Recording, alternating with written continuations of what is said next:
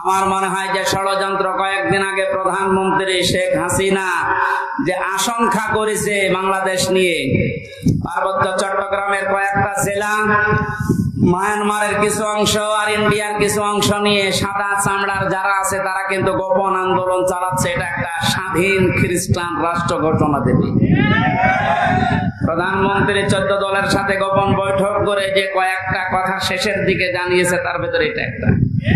ওনার এই আশঙ্কা যদি সত্যি হয়, আপনি চর্মচোখে দেখবেন এদের ভাগ হয়ে সুদানের মতো, দক্ষিণ সুদান, পূর্ব তৈমুরের মতো খ্রিস্টান একটা স্বাধীন রাষ্ট্র এই এলাকায় চলছে।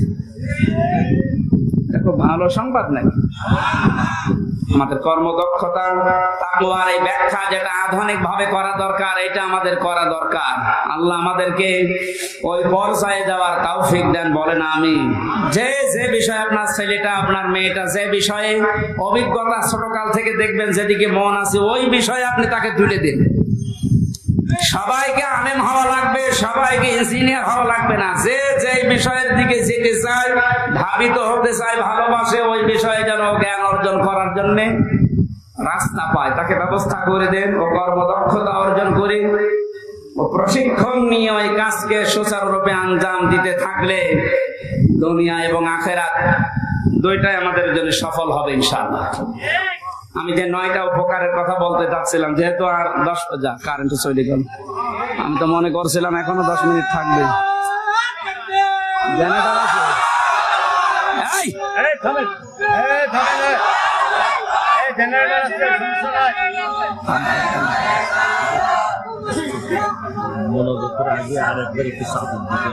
বারবার ঝামেলা হচ্ছে, কিন্তু একবার এতক্ষণ সময় নিলেন আবার। সুবহানাল্লাহ, আলহামদুলিল্লাহ, লা ইলাহা ইল্লাল্লাহ। সুবহানাল্লাহ, আলহামদুলিল্লাহ, লা ইলাহা ইল্লাল্লাহ, লা ইলাহা ইল্লাল্লাহ, মুহাম্মাদুর রাসূলুল্লাহ। আল্লাহুম্মা সাল্লি আলা সাইয়্যিদিনা মাওলানা মুহাম্মাদ।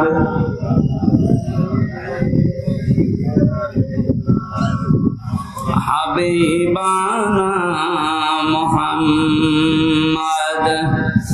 আমার ভাইরা, 9টা উপকারের ঘোষণা দিয়েছেন আল্লাহ। দুনিয়াতে কেউ যদি তাকওয়া অর্জন করতে পারে, 1 নম্বরে ওই লোকটা যদি বিপদে পড়ে, মহান আল্লাহ এমন জায়গা থেকে তাকে সাহায্য পাঠায় যার কল্পনা কোনোদিন তার হৃদয়ে আসে নাই। জোরে বলুন সুবহানাল্লাহ। এটা আজ দেখতে আমাদের বহু বাকি। এটা যারা দেখতে পেয়েছিলেন তাদের ঈমান আমি দেখেছি, এই মানুষগুলোর ঈমান পাথরের চাইতেও শক্ত ছিল। সত্যিই যারা তাকওয়া অর্জন করতে পেরেছে দুনিয়াতে, ওই মানুষগুলোর কাছে দুনিয়া আল্লাহ এমন তুচ্ছ বানিয়ে দিয়েছে, তামাম দুনিয়াটা একটা টিমের চাইতেও তাদের কাছে কম দামি মনে হতো। আমরা আসলে তাকওয়া অর্জন করে আল্লাহর এই 9টা যে উপকারের কথা, সাহায্যের কথা, এটা পাচ্ছি না, কারণ আমাদের তাকওয়া নেই। তোমরা সত্যবাদী যারা, সত্যপন্থী যারা, তাদের সঙ্গে থাকবে। সত্যবাদী কারা? এই দেশে একটা ভুল ধারণা চালু আছে, কিছু কিছু দৃশ্য দেখলে আমরা মনে করি এগুলো সত্যপন্থী, এগুলোই হক্কান, এগুলোই হক্কানি। অনেকে নিজেকে দাবিও করছে যে আমরা হক্কানি দরবারের লোক। কোরআনে কারিমে সূরা তাওবার 119 নম্বর আয়াতের শেষের অংশের ব্যাখ্যা আল্লাহ দুনিয়ায় কারো কাছে ছেড়ে দেয়নি যে 2 বেলা জিকির করলে সেই লোকটা সত্যবাদী, 5 ওয়াক্ত নামাজ পড়লে সেই লোকটা সত্যবাদী। বছরে একবার হজ করে আসলে সে লোকটা সত্যবাদী না। আল্লাহ পাক বলেন সত্যবাদী হওয়ার জন্য 10টা গুণ দুনিয়াতে তোর ভেতরে থাকা লাগবে। কয়টা? আরো জোরে বলেন। বগুড়াবাসী আপনি এখন থেকে আমি সহ প্রত্যেকেই মিলাবো আল্লাহর বর্ণনা অনুযায়ী 10টা গুণ আমার ভেতরে আছে কিনা। আল্লাহ ব্যাখ্যা দিচ্ছেন সূরা বাকারার 177 নম্বর আয়াতে, লাইসাল বিররা আন তুওয়াল্লু ওয়াজুহাকুম কিবালাল মাশরিকি ওয়াল মাগরিবি ওয়ালাকিন্নাল বিররা মান আমানা বিল্লাহ। আল্লাহ পাক বলেন শুধু পূর্ব দিকে পশ্চিম দিকে মুখ ঘুরিয়ে সেজদা দিলেই নেকি না, আসল নেকির কাজ হচ্ছে আল্লাহর প্রতি ঈমান আনা। কার প্রতি? প্রশ্ন আসতে পারে, হুজুর আমার ঈমান আছে, আমি আল্লাহকে বিশ্বাস করি না। কেউ যদি আল্লাহকে বিশ্বাস করে এই কথা বলতে চায়, কমপক্ষে 4টা বিষয় দুনিয়াতে তার ভেতরে পাওয়া যাবে। আপনি এবার মিলান তো আপনার ভেতরে আছে কিনা। ওই যে কায়দায় পড়িয়েছিল হুজুররা ছোটবেলায়, মাওলানা কায়দায় পড়িয়েছে আমাদেরকে, আমানতু বিল্লাহি কামা হুয়া বিআসমাইহি ওয়া সিফাতিহি আকাবিলতু জামিআ আহকামিহি ওয়া আরকানি। পড়াননি? আমি বলতে চেয়েছি আমানতু বিল্লাহ, যারা বলে আল্লাহ আমি তোমাকে বিশ্বাস করে,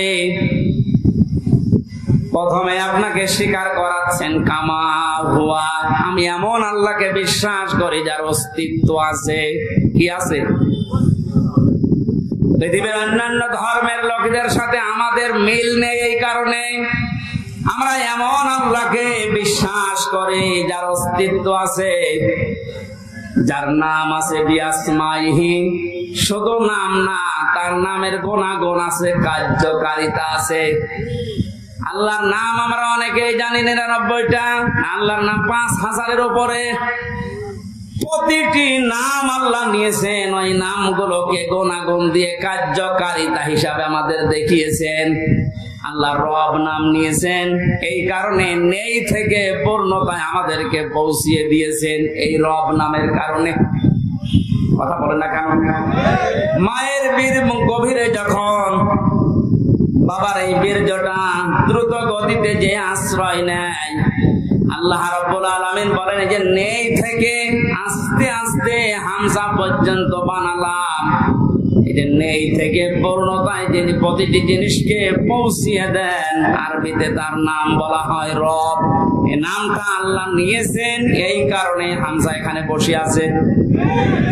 আমার বাবার স্ফুলিঙ্গ দিয়ে দ্রুত গতিতে আমার মায়ের রেহেমের ভেতরে যে পানিটা গিয়েছিল, বিজ্ঞান এখন দেখাচ্ছে ওই 1 ফোঁটা নাপাক পানির ভেতরে 40,000 হামজা তৈরি হওয়ার ক্ষমতা ছিল।